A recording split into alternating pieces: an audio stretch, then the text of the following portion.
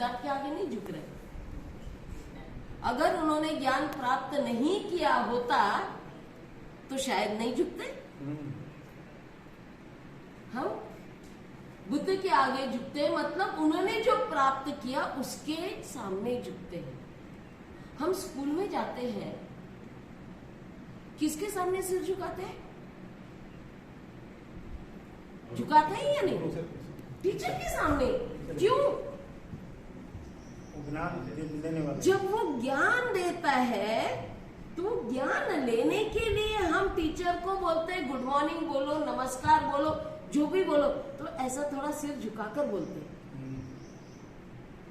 सिर झुकता है, वो व्यक्ति के लिए नहीं, लेकिन वो व्यक्ति जो ज्ञान देने वाला है उस ज्ञान के आगे झुकता है। और वो ज्ञान लेने वाला व्यक्ति अगर अहंकार से मुक्त हो तभी वो झुकेगा, नहीं तो बोलेगा क्या मैं नहीं जाता वो स्कूल में।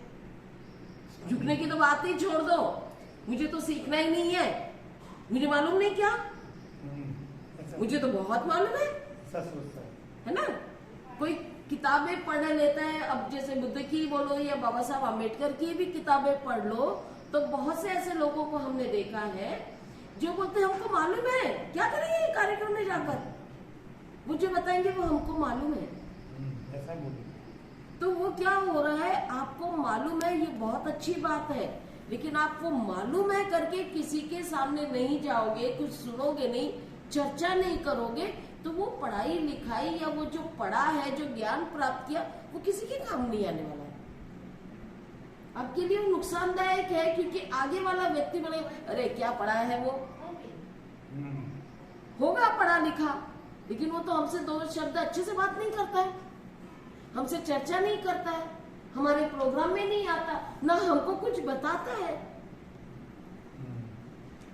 तो शुरुआत बुद्ध की शिक्षा उसी से होती है कि अपने अहंकार को कम करने के लिए नमन करना सीखो, ये शुरुआत है। उसके बाद में ये कहते हैं अब जिसके अहंकार कम हो गया हो उसको कुछ चाहिए, उसको जिसके आगे झुका है उसके पास जो है वो चाहिए, है ना। तो क्या करेगा, बोलेगा कृपया मुझे दीजिए ना आपके पास जो है, यानी कृपया आपके पास ज्ञान है, मुझे वो ज्ञान दीजिए ना। याचना, विनती, रिक्वेस्ट, मुझे चाहिए, आप हमें दीजिए। और जो देने वाला होता है वो लेने के लिए तैयार होता है, ये गारंटी होती है। जो याचना करता है वो लेगा ही देने वाले से, क्योंकि वो खुद याचना कर रहा है, तो गारंटी हो जाती है कि वो लेगा, वेस्ट नहीं जाएगा देने वालों का।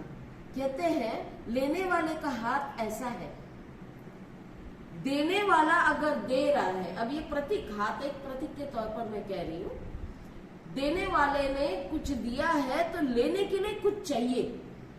अगर वो नहीं रहेगा तो देने वाला जो भी दे रहा है वो कहां गिरेगा, नीचे गिरेगा, तो वो कोई भी काम आने वाला नहीं है। इसलिए बुद्ध क्या कहते हैं, जब तक आगे वाले को जरूरत ना हो,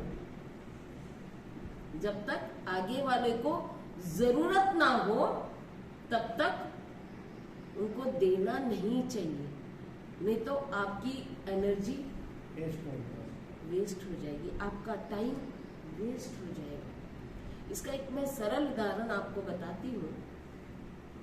जैसे किसी गांव में जहां पे बहुत समस्याएं हैं, जिसको हम ये कह सकते हैं ना उनके पास में परिस्थिति उनकी ऐसी है कि ना वहां पे शिक्षा है, ना वहां पे पैसा है, वो अपनी जिंदगी एकदम ऐसी तरीके से जी रहे हैं कि जिसको हम कह सकते हैं कि वो सही जिंदगी नहीं है।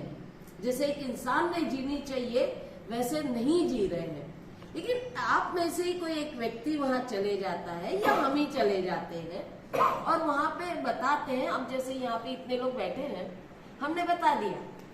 अब इनमें से एक व्यक्ति गांव में से तैयार हो गया सुनने के लिए, मतलब सुन गया, सब नहीं सुना, लेकिन एक व्यक्ति ने उसको इतने अच्छे तरीके से समझा कि वो बोलता है कि हाँ, अब मैं अपनी शिक्षा लेने के लिए मैं इस गांव से बाहर निकलूंगा। क्या करूंगा मैं? बाहर निकलूंगा। वो पढ़ लिख जाता है क्योंकि उसको मार्गदर्शन मिल रहा है। वो पढ़ लिख जाता है और पढ़ लिख कर उसको लगता है कि मेरे जीवन में कितना बदलाव आ गया। तो वो क्या कहता है, जितना बदलाव मुझ में आया है, ये बदलाव अगर मेरे गांव वालों में आ जाए तो मेरा गांव सुधर जाएगा। तो वो जाता है। लेकिन गांव वाले लोग ऐसे हैं, 2 दिन के लिए क्या चले गया, हम में से ही तो था। बहुत आया, बड़ा आया हमको बताने के लिए। हम क्या हमारी परंपरा भूल जाए? हम क्या हमारी परंपरा भूल जाए? हम तो जैसे वैसे ही रहेंगे। इसको अगर हम एक प्रतीक रूप में देखें तो एक गड्ढा है जिसमें कीचड़ भरा है, सब लोग उसमें रह रहे, स्थिति की बात कर रही हूं मैं, ये प्रतीक रूप में। वो वहां रह रहे हैं। ये बाहर निकल के बहुत अच्छा व्यक्ति बन गया और इनको, उन लोगों को बाहर निकालना है जो कीचड़ में है। जब वो हाथ देता है तो ये ध्यान रखना, ये जो व्यक्ति बाहर है ये पॉजिटिविटी से पूरा भरपूर है, लेकिन अंदर वाला व्यक्ति उसके ऊपर विश्वास नहीं करता है, वो पूरा नेगेटिविटी से भरपूर है। क्या होता है, हम बोलते हैं हम लोग बहुत काम करते हैं, हमारे काम का रिजल्ट इसलिए नहीं मिलता है क्योंकि पॉजिटिविटी से नेगेटिविटी ज्यादा हावी होती है। क्योंकि पॉजिटिव व्यक्ति दूसरे व्यक्ति को नुकसान नहीं होना चाहिए, इसलिए वो बहुत अलर्ट रहता है। उसको दुख नहीं होना चाहिए, उसको दर्द नहीं। अगर हाथ भी पकड़े तो वो इस नम्रता से हाथ पकड़ता है कि मेरे ये पकड़ने से बाहर खींचते समय उसके हाथ को भी तकलीफ ना हो। लेकिन जो अंदर वाला व्यक्ति है ना, वो इतना नेगेटिविटी से भरपूर रहता है कि वो क्या कहता है, वो बहुत जोर से पकड़ता है, मुझे नहीं निकलना बाहर, मुझे बाहर नहीं निकलना है। तो इतनी उनकी नेगेटिविटी ज्यादा बढ़ जाती है कि वो जो बाहर निकला हुआ व्यक्ति उसको भी अंदर खींच लेता है। समझ रहे हो? इसलिए कहा जाता है हाथ उसी को दो जिसको निकलना है, तब तक हाथ मत दो। बताओ, मार्गदर्शन करो, लेकिन तभी उनको निकालना है जब उनको जरूरत है, उनको लगे अरे भाई तुम इतने अच्छे हो गए हो, कैसे बदलाव आया तुम्हें, बताओ तो हमें। ये विचार उनके मन में आना चाहिए। इसलिए बुद्ध के बारे में कहा जाता है कि बुद्ध कहते हैं हम जिस एरिया में हमारा जन्म होता है, हमारा बचपन बीतता है, हमारी जवानी बीतती है, या जो भी हमारा कार्य ज्यादा से ज्यादा जिस एरिया में होता है, उस एरिया में आप शुरुआत में काम नहीं कर सकते, क्योंकि आपको वहां के लोगों ने नाक पोंछते हुए देखा है। तो अच्छा, थोड़ा सा ज्ञान क्या हो गया, मेरे सामने तो नाक पोंछता था, क्या बताएगा ये हमको। तो अपने आप को इस तरह से तैयार करो। बुद्ध की ये शिक्षा है, वो बताते हैं कि आप अपने आप को इस तरह से तैयार करो कि आपकी कीर्ति आपके लोगों तक पहुंचनी चाहिए और वो तुमको बुलाए और बोले कि आप हमें भी तो बताइए, हम भी तो आपके कोई है। आप सब तरफ बताते हो, सबकी जिंदगी संवारते हो, हमने ऐसे क्या बिगाड़ दिया कि आप हमको नहीं बताते। ये स्थिति पैदा करनी पड़ती है और इसीलिए कहा जाता है कि इसमें याचना का, विनती का बहुत महत्व है, बहुत ज्यादा महत्व है। शुरुआत में वो विनती नहीं करेंगे कि उनको उनका अर्थ ही नहीं मालूम, उसका इम्पोर्टेंस जो होता है वो नहीं मालूम होता है, इसलिए शुरुआत में खुद जाना पड़ता है। आपको 10 लोगों को बताओ तो उसमें से एक ही व्यक्ति मिल सकता है, लेकिन जाना पड़ेगा।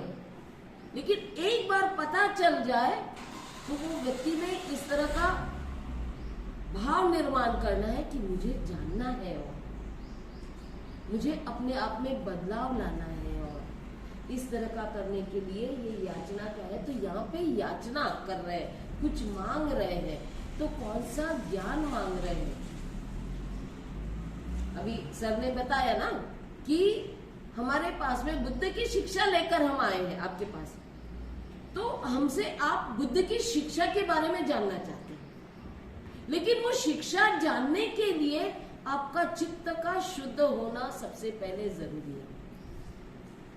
क्या शुद्ध होना जरूरी है? चित्त। क्यों? क्योंकि जहां पे हम विचार डालने वाले हैं, अच्छे विचार, वहां पे पुराने विचारों को कहीं तो भी खत्म करना पड़ेगा। जो उसमें मिलावट करेंगे तो गड़बड़ हो जाएगी। जैसे कहते हैं पानी, एक गंदे गिलास में, एक गिलास में गंदा पानी है, उसमें अच्छा पानी मिला दिया तो अच्छे पानी रहा ही नहीं, वो मिक्स हो गया। तो इसीलिए कहते हैं, तो यहाँ पे गंदगी किसको कही है बुद्ध ने? यहाँ पे गंदगी विचारों से ज्यादा उन्होंने ये कहा है कि हमको जो आदत हो गई है इंसान के तौर पर दूसरों के साथ में सही व्यवहार न करने की। कैसा व्यवहार? सही व्यवहार न करने की आदत हो गई है, और ये व्यवहार, इसको बुद्ध कहते हैं ये अपराध होता है। जब आप किसी को दूसरे के साथ में बात करते हैं, व्यवहार करते हैं, तो वो अगर अगले व्यक्ति को दुख पहुंचाता है आपका व्यवहार और आपकी बातें, तो आप अपराध करते हैं। क्या करते हैं? अपराध। और ये अपराधों को बुद्ध ने पंचशील में इंक्लूड किया है। किसमें इंक्लूड किया? पंचशील में इंक्लूड किया है। क्योंकि जो भी आप अपराध करते हो, वो आपके चित्त में जो भी बातें आती है वो पहले करने का प्रयास करते हैं। तो चित्त में ऐसी बात पहले आनी चाहिए कि मैं किसी से बोल रहा हूं तो आगे वाले को मेरे बोलने से कुछ हर्ट तो नहीं हो रहा है, मेरे ये कार्य करने से आगे वाले का तो नुकसान नहीं हो रहा है। ये अगर सोचकर हम अपना बोलने का, व्यवहार की बात करते हैं, तो अपने आप हमारे संबंध भी अच्छे बनते जाते हैं। और इसलिए बुद्ध कहते हैं कि हम जिस तरह से पैदा होते हैं और हमको जैसे संस्कार मिलते हैं, वो संस्कारों में आना चाहिए कि हमने व्यवहार कैसे करना है। बाबा साहब का शब्द है, बाबा साहब कहते हैं कि एक इंसान को धम्म की जरूरत अकेले रहने पर बिल्कुल नहीं पड़ती।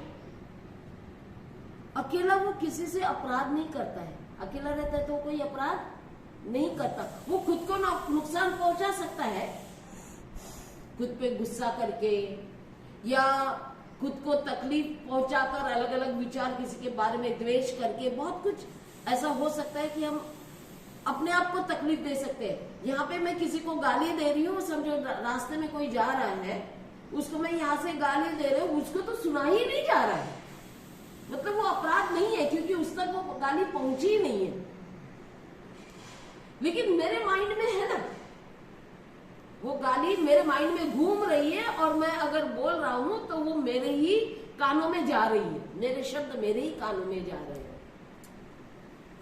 तो ये धम्मा वहीं आ जाता है जब हम किसी और के साथ में अपने संबंध बनाते हैं, रिश्ते बनाते हैं या व्यवहार करते हैं, यहाँ पे धम्म की बात आ जाती है। और इसीलिए अगर किसी के साथ में हम गलत कार्य करते हैं, हम गलत शब्दों में भी हम लोग कहते हैं गलत गलत गलत। कौन सी गलती होती है? हम किसी से झूठ बोल रही है, गलत है? हाँ? नहीं, ये अपराध है। किसी से झूठ बोल रही है, क्या हो गया?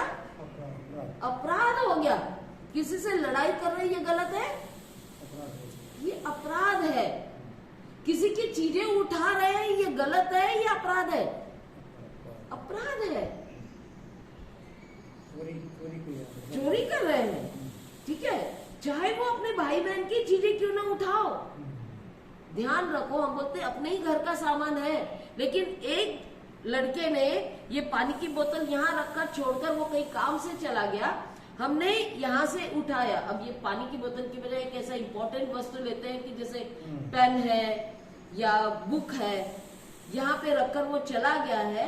दूसरा भाई आया, उसने उठा लिया, घर की तो किताब है, पूछने की क्या जरूरत है, उठा लिया। उधर से भाई आया, देखा कि उसकी किताब वहां पे नहीं है, तो परेशान हो गया। लिया तो भाई नहीं होगा, वो ये नहीं बोलेगा क्यों लिया, वो ये बोलेगा वापस यहाँ क्यों नहीं रखा, ये मुझे बताया क्यों नहीं। किस पे जाएगा ये? लड़ाई पर चले जाता है। किसके साथ लड़ाई? अपनों के साथ। हमारी लड़ाई किसके साथ हो रही है? अपनों के साथ हो रही है, और ये अपराध में आता है। ये अलग बात है कि अपनों के साथ की लड़ाई का हम लोग कंप्लेन नहीं करते आज के कानून में, सही है ना? शराब पीना अपराध है, लेकिन फिर भी पत्नी बोलती नहीं मेरा पति पिया है ना, घर में है, कोई बात नहीं, वो कंप्लेन करने नहीं जाती। लेकिन वही शराब पीकर कार चलाए तो एक अन्य व्यक्ति को वो ठोकर मार देता है, उसका नुकसान करता है, तो वो कंप्लेन हो जाती है। किस वजह से? शराब पीने की वजह से। तो ये नहीं है कि एक्सीडेंट किया वो अपराध है, शराब पीकर एक्सीडेंट किया वो अपराध है। यानी शराब अपराधी में, शराब पीना अपराधी में आता है। जब तक वो आप अकेले में हो तो वो अपराध नहीं मानते हैं, क्योंकि वो व्यवहार में नहीं आ रहा है। लेकिन शराब पीकर मैं दूसरों को तकलीफ दे रहा हूं तो वो अपराध बन गया। तो आगे वाला व्यक्ति किस तरह से अपने आप को प्रस्तुत करता है समाज में या अपने परिवार में। मैं शुरुआत तो अपने परिवार से करती हूँ। परिवार में हम किस तरह से व्यवहार करते हैं आपस में, एक दूसरे के साथ में, यहां से हमारा धर्म शुरू होता है। तो ये विनती, वो अपराध का एहसास होना कि मेरे हाथ से अपराध हो रहा है, ये जब तक एहसास नहीं होगा आप तो माफी भी नहीं मांगोगे। हमने ऐसे ऐसे एग्जाम्पल मतलब अनुभव किए हैं। जैसे हम दिल्ली में रहते थे तो बस में किसी ने धक्का मारकर चल दिया, तो हम क्या बोलते हैं? कैसे चलते हो? सॉरी भी नहीं बोलते हैं, क्या बोलते? जानबूझकर मारा है? अरे जानबूझकर नहीं मारा, इसलिए तो सॉरी बोलो। जानबूझकर मारा हो या ना मारा हो, दूसरे को तकलीफ हुई है तो कम से कम एहसास तो करो कि तुम्हारी वजह से तकलीफ हुई है। यानी इस तरह का माहौल है भारत में कि हमको अपने अपराध के लिए क्षमा मांगने में भी इतना कमी महसूस होती है। हम सोचते क्यों, मैं बड़ा व्यक्ति हूं, मैं कुछ भी करूं, मैं क्यों क्षमा मांगू? मुझे अधिकार है ये सब करने का, मुझे कोई नहीं कह सकता कि तुम क्षमा मांगो। और इसीलिए बहुत बार ऐसा होता है कि ये सॉरी बोलने की जो प्रथा है लुप्त होते जा रही है। हाँ, पैर जरूर छूते हैं, सॉरी बोलते हैं। पैर लग गया, किसी को पैर लग गया तो क्या करते हैं? ये पैर छूने की प्रथा हो गई है, लेकिन वो अपराध बोध है। पैर छूने का तो बहुत अलग अलग तरीके हैं। यहां तक कि पैर छूने की बात कहते हैं तो वो घुटने को भी हाथ लगाते, नीचे पैर में भी नहीं गिरते। तो ये जो परंपरा रही है पैर छूने की, तो हम ये सॉरी बोलकर कर रहे हैं, आदर बोलकर कर रहे हैं। क्या कर रहे हैं? आदर भी व्यक्त करते हैं आदर भी व्यक्त कर रहे हैं तो पैर छूकर कर रहे हैं। और इतना तकलीफ होता है। आज की पीढ़ी को तो बहुत ज्यादा है, पहले भी रही है। पहले के लोग बोलते नहीं थे, आज की पीढ़ी बोल देती है। पैर छूने के लिए रोज छूना है माँ बाप के पैर, है ना? क्या कहते हैं? माँ बाप के पैर छू, घर में जो बुजुर्ग है उनके पैर छू। तो कहाँ तक छूते हैं? छूते छूते घुटने तक आ गए, यहाँ तक आ गए हैं। मैंने एक इस तरह के व्यक्ति का अनुभव है मुझे। महिला है, यूपी की, दिल्ली में थे तब की बात है। तो वहां पे दिल्ली में घूंघट वगैरह बहुत घूंघट रहती है, अभी भी है बहुत जगह पे, है ना? तो उसके घूंघट थे, लेकिन घूंघट दिल्ली में आने के बाद में खत्म हो गया। अब क्या हो गया, गांव के लोग भी आ जाते हैं ना, आजू बाजू में रहते हैं, वो भी रहते हैं। यहाँ पे यूपी वाला है तो दूसरा यूपी वाला आकर बाजू में, या जो भी स्टेट के हो, अपने अपने स्टेट के लोग रहते हैं, उसके बाजू में आकर रहने का प्रयास करते हैं ताकि उनसे मदद मिल सके। कम से कम इतना मॉरल सपोर्ट ही मिल जाए कि अपना बंदा है, इस तरह का। तो एक दिन सर्दी के दिनों में हम लोग बैठे थे, गांव वाला व्यक्ति सामने वाले घर में रहता था। सर्दी के दिनों में धूप में सेकने के लिए बाहर बैठते, बाहर आया वहां का व्यक्ति, और उस व्यक्ति ने, जैसे ही वो व्यक्ति सामने आया, इस महिला ने इतना बड़ा घूंघट निकाल लिया, क्योंकि गांव का है। अब इसकी दो प्रतिक्रिया। कौन सी दो प्रतिक्रिया? घूंघट लेते हुए सुबह सुबह धूप में भी नहीं बैठने देते मुंह, ये वो महिला की प्रतिक्रिया। अंदर से उसको दुख हो रहा है, उसको धूप सेकनी है, सुबह ठंड लग रही है, और क्योंकि वो व्यक्ति आया है इसलिए उसको घूंघट निकालना है, तो उसकी तकलीफ हो रही है। क्या आदर कर रही है वो? घूंघट जरूर निकाला, क्या वो आदर कर रही है? नहीं। लेकिन उसकी कीर्ति गांव में जाएगी, वो उस व्यक्ति से, ये दिल्ली में रहते तो भी बड़े संस्कारी है, घूंघट लिया मुझे नहीं। ये दूसरी प्रतिक्रिया। उसको नहीं मालूम उसने क्या बोला। समझ में आ रहा है? तो ये अलग अलग व्यक्ति की अलग अलग सोच, अलग अलग परिस्थिति। तो सच में आदर के लिए अगर घूंघट नहीं लिया, और जो उनको चाहिए, चाय चाहिए, पानी चाहिए, खाना चाहिए, अच्छे नम्रता से उनको घर में बुलाए बिना घूंघट लिए, अगर ये बुलाती तो वो आते जरूर, लेकिन मन में वही टीस रहती, इसलिए मेरे सामने घूंघट नहीं ली, दिल्ली में आई तो बदल गई। वो आदर कर रही है। दूसरी परिस्थिति, वो आदर कर रही है, आपका स्वागत कर रही है, आपको बुला रही है, आपको बैठने के लिए आसन दे रही है, कुर्सी दे रही है, आपके चाय नाश्ते का प्रबंध कर रही है आदर से। लेकिन कीर्ति क्या जाएगी? दिल्ली चली गई तो संस्कारी भूल गई, घूंघट ही नहीं लिया मेरे सामने। समझ रहे हो? तो ये आदर व्यक्त करना या माफी मांगना, ये दो अलग अलग बातें हैं, लेकिन प्रक्रिया एक ही है। कोई कोई तो बोलता है, अच्छा पहले मार दो और बाद में सॉरी बोल दो।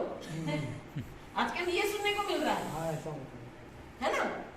लेकिन सॉरी मांग रहे मतलब उसको एहसास है, पैर ना छुए तो भी सॉरी बोल रहा है। यहां तक कि आदत हो गई है कि किताब को भी पैर लगा तो किताब को भी ऐसे ऐसे करते हैं, कोई बर्तन को पैर लगे वो बर्तन को भी ऐसे ऐसे करते हैं। किसका आदर कर रहे, किसको माफी मांग रहे हैं? और जब ये अपराध की जो बात हो रही है, ये व्यक्ति से होना चाहिए। माफी किसको मांगना है? कोई वस्तु से नहीं, व्यक्ति से मांगना है। तो वो व्यक्ति आपको माफ करेगा या नहीं करेगा, वो अगला प्रश्न है। कोई बोलेगा बड़ा आया माफी मांगने वाला, पहले गलती करते हैं, ये भी प्रतिक्रिया हो सकती है। या कभी बेटा थोड़ा ध्यान से चला करो, एक सीख भी दे सकते हैं। और आपको ऐसा सोचे नहीं बाबा ऐसा बोलते तो मैं अभी आज के बाद में इस तरह का अपराध नहीं करूं। लेकिन गलती, हम लोग कहते हैं गलती की माफी मिलनी चाहिए। काहे की गलती की माफी मिलनी चाहिए? गलती कौन सी हो गई? सुबह घर में मम्मी ने लाकर दिया 1 गिलास दूध,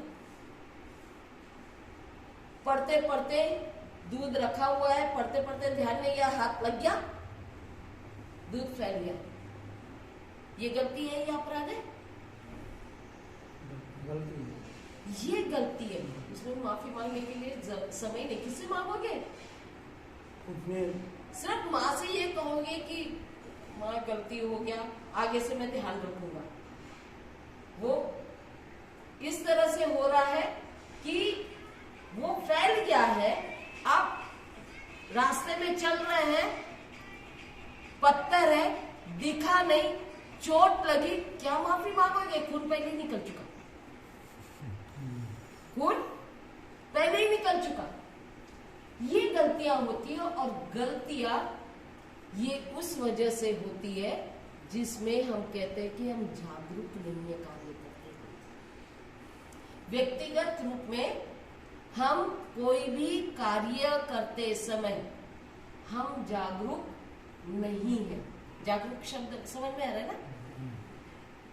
हम अवेयर नहीं है, अपने आप को कंसंट्रेशन से हम काम नहीं कर रहे हैं, इसलिए हमारे हाथों से वो गलतियां हो रही है। तो गलतियों के लिए माफी मांगे तो किससे मांगे? खुद को ही कहना पड़ेगा कि नहीं, मुझे सुधरना है इसमें। तो दोनों में सुधरने की बात आती है। गलती होने पर भी सुधरने की बात आती है, लेकिन अपराध में आगे वाले पर डिपेंड करता है कि वो आपको सुधरने का कितना मौका देगा। अब जैसे किसी का मर्डर कर दिया किसी ने, फांसी की सजा हो गई, इसमें माफी मिलती है क्या? हाँ? है, प्रावधान है। राष्ट्रपति को क्षमा याचना के लिए एप्लीकेशन देना पड़ता है। हाँ, पूरी माफी नहीं मिलती, लेकिन कम हो जाती है सजा, है ना? आजीवन कारावास में बदल जाएगी। या ये भी कह सकते हैं कि हाँ, क्या कहते हैं कि बुद्धि की इससे ही आया है। माफी का मतलब है आपको सुधरने के लिए मौका दिया जा रहा है, और यही जेल का कॉन्सेप्ट है। किसका कॉन्सेप्ट है? जेल का। इसीलिए ह्यूमन राइट्स की जब बात होती है तो ह्यूमन राइट्स वाले आवाज उठाते हैं कि कोई प्रिजनर जो जेल में है, जो कैदी जेल में है, उसके साथ में अमानवीय व्यवहार होता है, तो कहा जाता है कि उसको मानवीय व्यवहार दो। उसको क्या करना है? कितना भी बड़ा अपराधी हो, उसको 2 वक्त का खाना देना ही पड़ेगा, चाहे उसे आप काम कितना करवा लो, वो अलग बात है। सजा के ऊपर में काम का भी प्रावधान है, कोई कौन सा काम किससे कैसा करवाना है।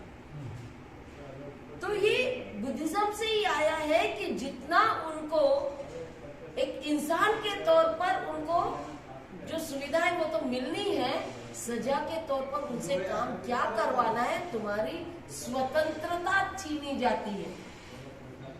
कैदी बनाकर आपसे क्या किया जाता है? स्वतंत्रता छीनी जाती है, ये बोलकर कि आप समाज में रहने लायक नहीं हो, क्योंकि आपको समाज के व्यक्तियों से काम व्यवहार करना नहीं आ रहा है। पहले सीखो क्या करना है, समाज के लोगों से कैसा व्यवहार करना है वो सीखो। आप समाज में जाते हो तो उनके साथ में अपराध करते हो, उनके साथ में सही व्यवहार नहीं करते हो, इसलिए आपकी स्वतंत्रता छीनी जा रही है। और अकेले रहकर सीख कर उसके बाद में फिर उनका चरित्र देखा जाता है कि वो कैसे रहते हैं, उनमें कितना बदलाव आया है, वो पता चलता है। वहां पे उस तरह का एक सिस्टम होता है जिसमें देखा जाता है उनका व्यवहार अन्य कैदियों के साथ में या जेलर के साथ में या जो कोई वहां पे आता है उनके साथ में कैसा व्यवहार है, और उसके हिसाब से उनके सजा में सालों में कमी की जाती है या बढ़ोतरी भी की जाती है। यानी बढ़ोतरी करने का मतलब है कि सजा की बढ़ोतरी, कि ये काम करने से नहीं, इसको और कठिन काम दिया जाए, इस तरह का। तो ये जो तरीका है ये यहां से आ रहा है। लेकिन बात ये है कि इस अपराधों को कम करने के लिए क्या चीज मांग रहे हैं? 3 शरण। क्या मांग रहे हैं?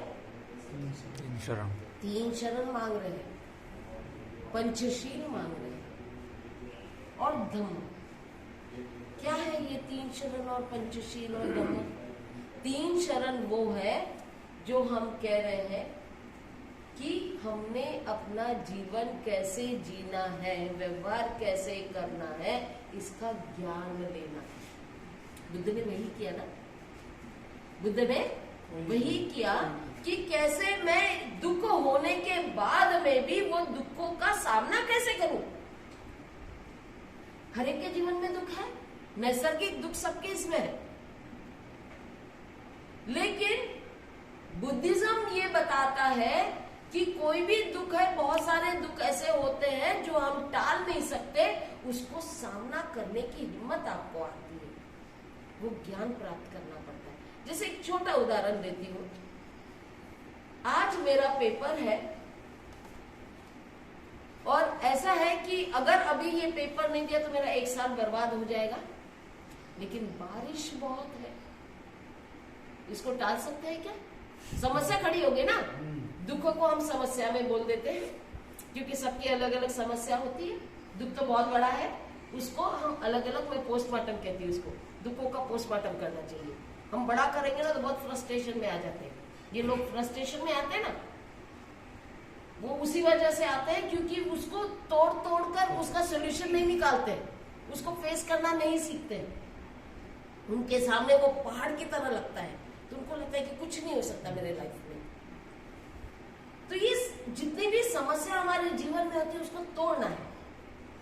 तो अब बारिश आ रही है और मुझे एग्जाम देने जाना है, तो क्योंकि हम इंसान हैं और इंसान के पास क्या है?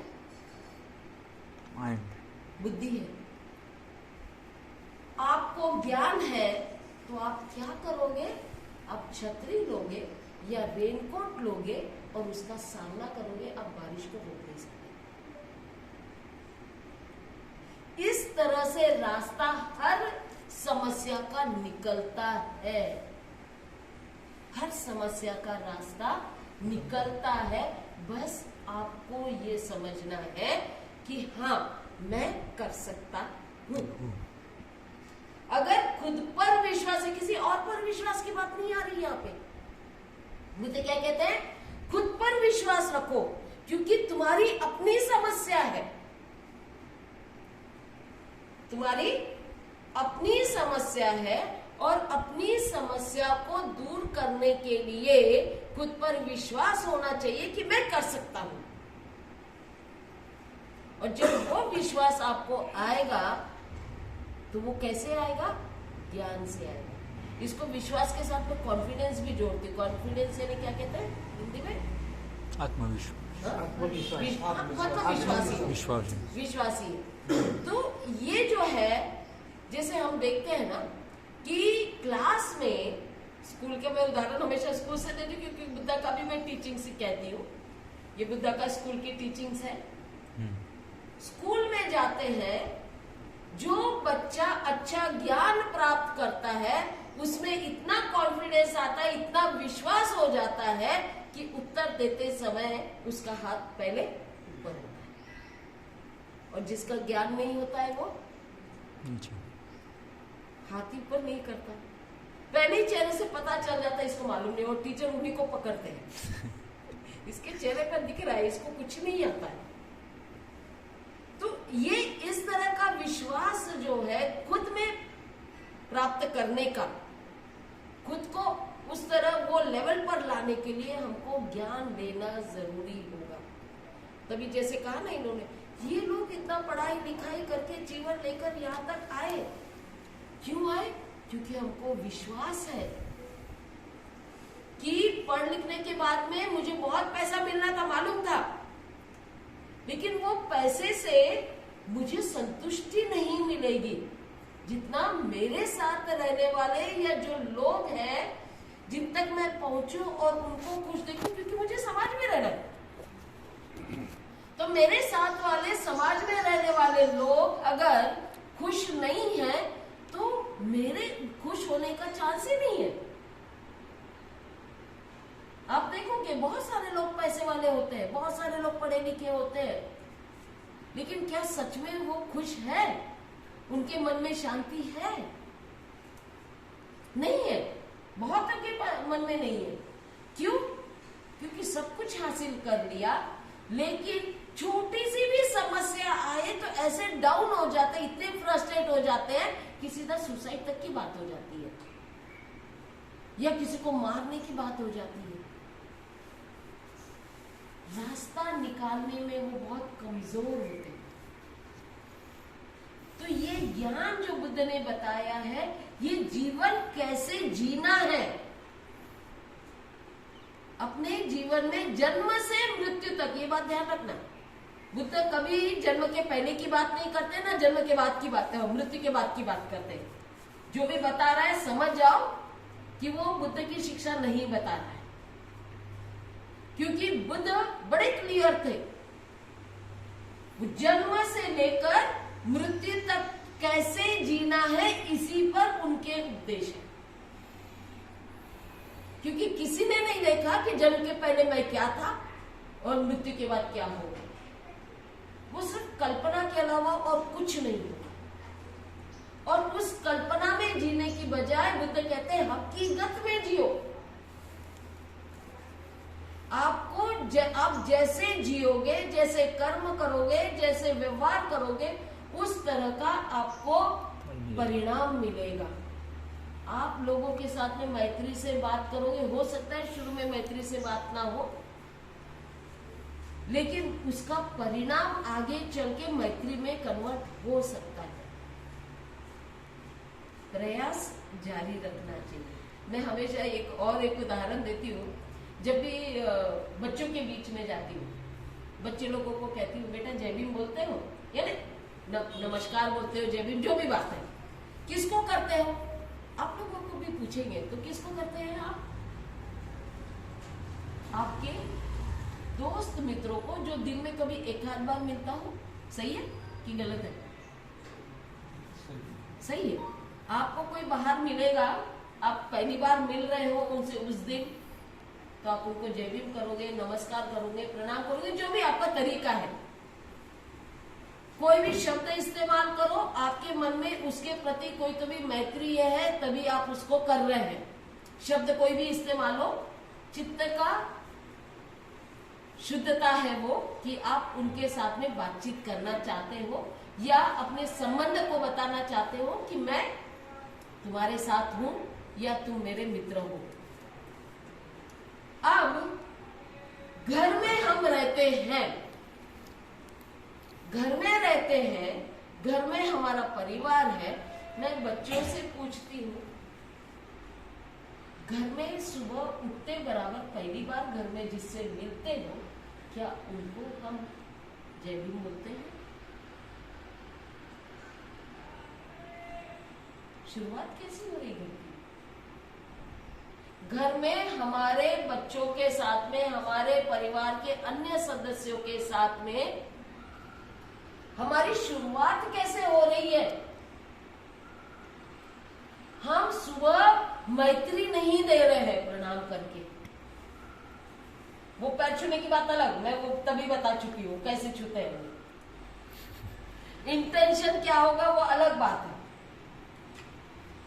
अब ये प्रणाम करने को भी अगर आपने सिर्फ एक फॉर्मेलिटी जब समझ ली तो वो भी उसी लाइन में चला जाएगा।